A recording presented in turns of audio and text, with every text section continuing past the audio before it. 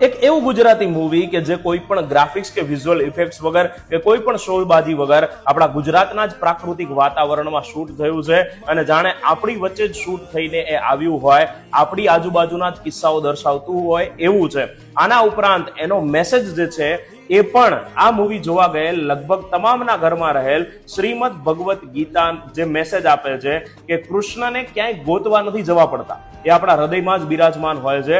આપણે ફક્ત એમને સાંભળવાની અને અનુભવવાની જરૂર પડે છે અને તેઓ આપણી સાથે હોય છે. છતાં પણ લોકો એને આટલો પ્રેમ કેમ આપી રહ્યા છે?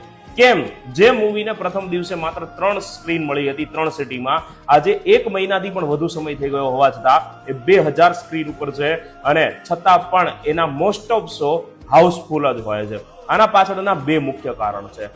પહેલું કારણ તો એ આપણા વચ્ચે શૂટ થયેલી હોય એવું લાગે છે, આપણી આજુબાજુના પ્રસંગો દર્શાવતી હોય એવું જ લાગે છે.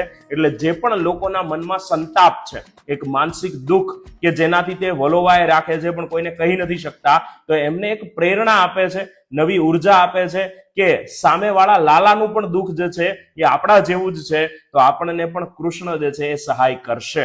અને આ નવી ઉર્જા છે, નવી પ્રેરણા આપે છે, એ લોકોને થિયેટર સુધી ખેંચી લાવે છે. બીજું મુખ્ય પાસું આ ફિલ્મનું એ છે કે ગુજરાતી અર્બન મૂવીની અંદર બહુ સમય પછી, લગભગ દાયકાઓ પછી એવી કોઈ મૂવી આવી છે કે જે પરિવારની તમામ પેઢી સાથે બેસીને એને જોઈ શકે. કારણ કે મેં પહેલા કહ્યું એમ એ દરેકને અડતી મૂવી છે. એટલે એક જ હરોળમાં 2 લાઈનની અંદર જે છે દરેક સદસ્યો આવીને એ મૂવી જોવા આવ્યા હોય મેં જોયું છે. ઘૂંટણના અને પગના દુખાવા હોય એવા પણ પ્રૌઢ લોકો, વૃદ્ધ લોકો આવ્યા હોય અને મૂવી બાદ એમની પણ આંખોમાં આંસુ હોય એવું મેં જોયું છે.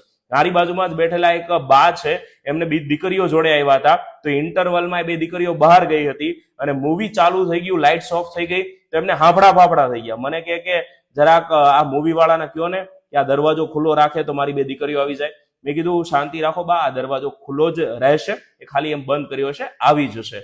તો આવા લોકોને પણ કે જે થિયેટર સુધી નથી કોઈ દિવસ આવ્યા, એમને પણ ખેંચી લાવવાની શક્તિ આ મૂવીની અંદર છે. તો જેટલા પણ મૂવી ડાયરેક્ટર્સ છે કે ક્રિએટર્સ છે, એમને બહુ જ સ્ટ્રોંગ મેસેજ મળે છે કે સાદાઈથી લોકો વચ્ચેના કિસ્સાઓ, લોકોના અનુભવો જે છે એમના દ્વારા કંડારાયેલ જો કોઈ તમે મૂવી બનાવો છો અને એ એવો પણ મેસેજ આપતી હોય કે તમારું કોઈ પણ સંતાપ હોય, તમારી કોઈ પણ પરિસ્થિતિ હોય, તમે કોઈ ગરીબ, મધ્યમ કે શ્રીમંત વર્ગમાંથી આવતા હોય, પણ તમારા દુઃખ દૂર કરવા માટે ઉપર 1000 હાથવાળો બેઠેલો છે અને એ મેસેજ આપતી મૂવી છે, તો એ જરૂર સફળ થાય છે.